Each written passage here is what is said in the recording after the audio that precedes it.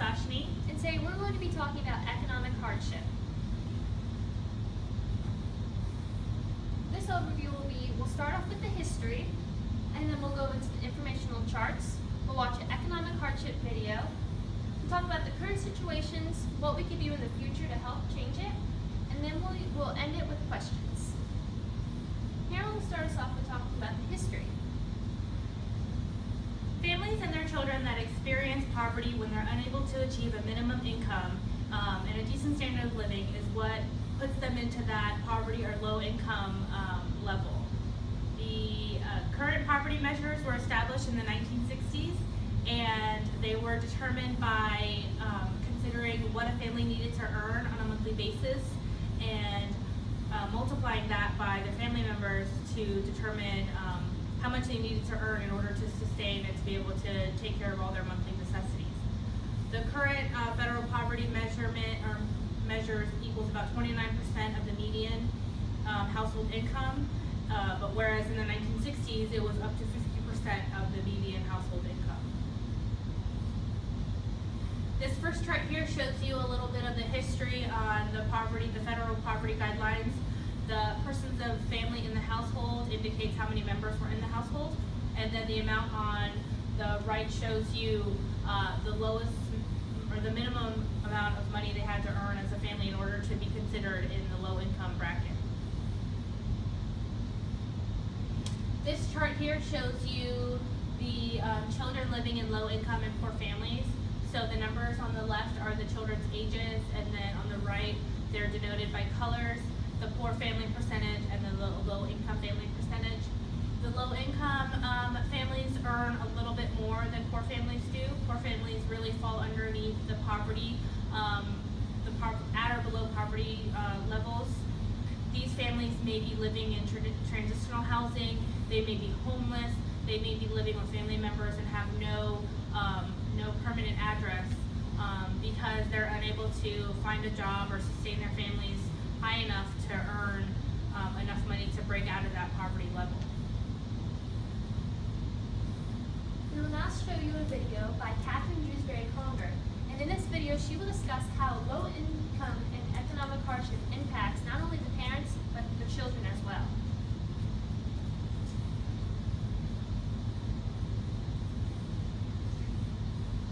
I've been conducting a study for the last 25 years with a group of over 500 families in Iowa, and looking at how economic hardship gets inside the family.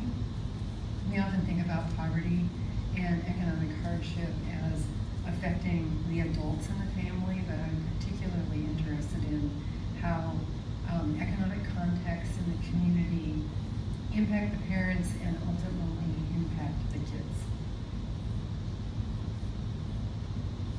Poverty is feeling like you don't have enough money to pay your bills, you don't have enough money to get the kind of food that you would like to eat, to get the kind of clothes that you would like to have. Poverty is having to move out of a house that you really like into cheaper housing, maybe into a less desirable neighborhood, and really making a lot of hard financial decisions in terms of where your money's going to come from for the next day, the next week, the next month. One of the things that we find is that parents who are distracted by dealing with too many bills to pay and not having any money left over at the end of the month, is that there is an increase in marital conflict, and in turn that marital conflict then spills over in terms of how they interact with their children. Poverty really impacts the opportunities for children and their ability to participate in things at school. So you don't want to be the kid who maybe is on the basketball team and there's an away game, and after the basketball game everybody goes to McDonald's. Well, you could maybe go to the basketball game, but you have no money to go to McDonald's. So there's kind of that factor in terms of opportunities that you decide to give up because your family just doesn't have any money that they can spare to do those kind of typical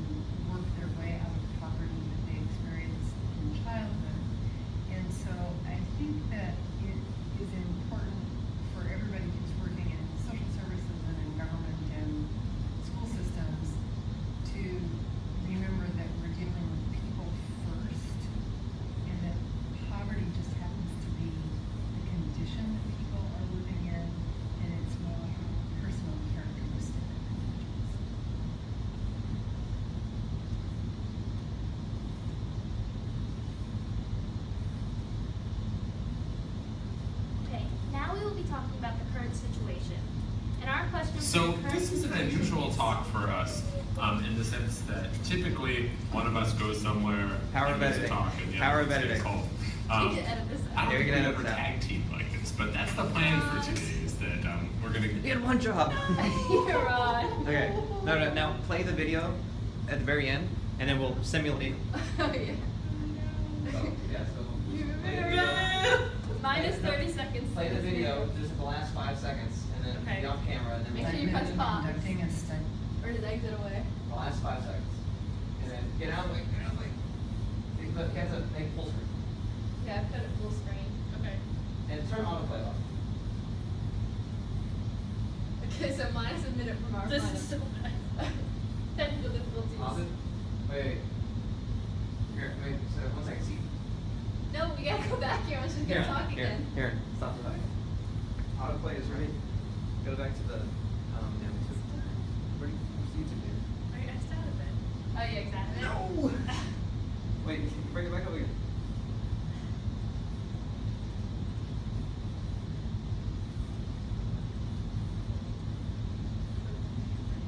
It's fine. We can we'll just edit it all out. Okay. This is not happening right now. Bring up the video. I've been This is autoplay conducting a right here. study Let's for put the that. last 25 years. And with then a bring it group to of 5 500 seconds. families. What? And then simulate.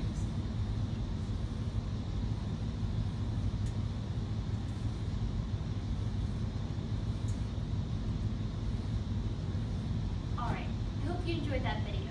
We're now going to be talking about the current situations. In our current situation are some children and families at a greater risk for economic hardship than others? And we found that yes, they are. Research shows single parents, parents with only a high school degree, and immigrant parents and minorities all have a greater risk at hardship than others. A primary risk factor for being low income and low levels of parental education is 83% of children whose parents have less than a high school diploma live in low income families. And over half of parents who only have a high school degree are low income as well. Only 27% of workers in the U.S. have a college degree. Single-parent families are at a greater risk of economic hardship as well. Two-parent families are at a higher risk because they have twice the earning potential. However, more than 1 in 4 children with married parents live in low income. So currently, low-income rates for minority children are higher than those for white children because of the prevalence of the other risk factors, such as the educational attainment by the parents and lower levels of potential earnings due to the fact that they are less likely to receive a high school diploma or equivalent. 60% of Black and Latino children are living in a low-income economic status, as well as 57% of American Indian children and 26% of white children. The circle graph shows you the percentages and the races of children living in low-income families. As well as the minorities, having immigrant parents also increases a child's chance of living in poverty. About 16 million people are born with are living with a foreign-born parent. So an example that we have for you with economic hardship is the prevalence of children without health insurance by parents that are immigrants. So health insurance is sometimes a topic that is on the low end of the necessity spectrum for families with low income, because they are struggling just enough to get food, shelter, clothing, and basic essentials taken care of. So things like health insurance and well checks and things like that for their children are not happening. So the graph on the bottom of this slide shows you the percentages of families that do not have health insurance. So for the native-born population, only 18.1% of the population is without health insurance. However, the recent immigrant population experiences about 44.6% of the population without health insurance. And all those things flow directly into why families experience tough times or economic hardship. This This now leads us to our next question. And our next question is it possible to reduce economic hardship among American families? We found that yes it is, but only with the right leadership, a strong national commitment, and a good policy, we can change economic hardship among Americans. Real fast, did you know that the U.S. spends $500 billion a year on child poverty when that money could be going towards the healthcare system and the criminal justice system? So now, to get towards this, we must hit on at least 5 points that Hiram will touch up on. So in order to combat and try to break the cycle of economic hardship and poverty and families living in low income economic status, there are some things that we can do to try to break that cycle. If we as a community can work together to strengthen the bargaining power of workers. So we must work together to try to make families that, or individuals that are working have a better potential to earn more money. We also can expand the earned income tax credit, and with that increase the minimum wage. So a lot of low-income families rely on that bonus that they receive during income tax season to kind of propel them through the next few months, because they know that their wages are not going to sustain them for that long. However, we could combat that by allowing families or allowing individuals to earn more hourly so that they're able to sustain themselves a little longer than just paycheck to paycheck. With that is the important part of being able to train and educate our workers. We can't expect families to bust out of that low income cycle if they're only earning a menial wage and there's no room for higher earnings or raises or potential to grow within the community or to grow within their job. We want to be able to have the opportunity to educate them so that they're able to learn more skills within their position, so that there is room for growth, and with the growth comes higher earning potential. And finally, within that, a lot of times what happens with single parents or families living in low income, they're working more than one job, or the job that they are working is not very flexible and they don't offer any paid time off. Well, how can we expect families to work towards getting out of that economic hardship if they are not in a job that allows them the flexibility to take their children to doctor visits, or to make parent-teacher conferences and create relationships with their teachers? And then if ever they're sick or their child is sick, feel as if they have the room to take a day off that isn't paid. A lot of times parents will go to work sick because they can't afford to take that day off, because they know what that lack of wages for the day will do to their family. It's not something that they can make up the next day or the day after. It's something that will hurt them in the long run, because they're unable to bounce back from that. This now leads us to our questions. And we have 3 questions for you today. The first one is, what is economic hardship? So economic hardship is the term that we use for families that are living in tough times. They may or may not fall under the poor or poverty category. Basically, it means that their monthly wages and their monthly earnings are not enough to sustain them beyond 30 days. So they're really living paycheck to paycheck, struggling to put enough food on the table to provide the basic necessities. And they may be even living in transitional housing at the moment because they're unable to find a place to live that they can afford, and also have money left over for the bills and foods and things like that. Who all is at a greater risk? This is really 4 groups, and those 4 groups are single parents, and parents who only have a high school degree or may not even have a high school degree, immigrant families, and families that are minorities. Our last question is, how can we reduce economic hardship? There's many things we can do to try to break the cycle of poverty and reduce the families that are experiencing tough times. We talked a little bit before about the ability for employees or hourly employees to move up within their company so that they have a greater chance of a higher earning potential.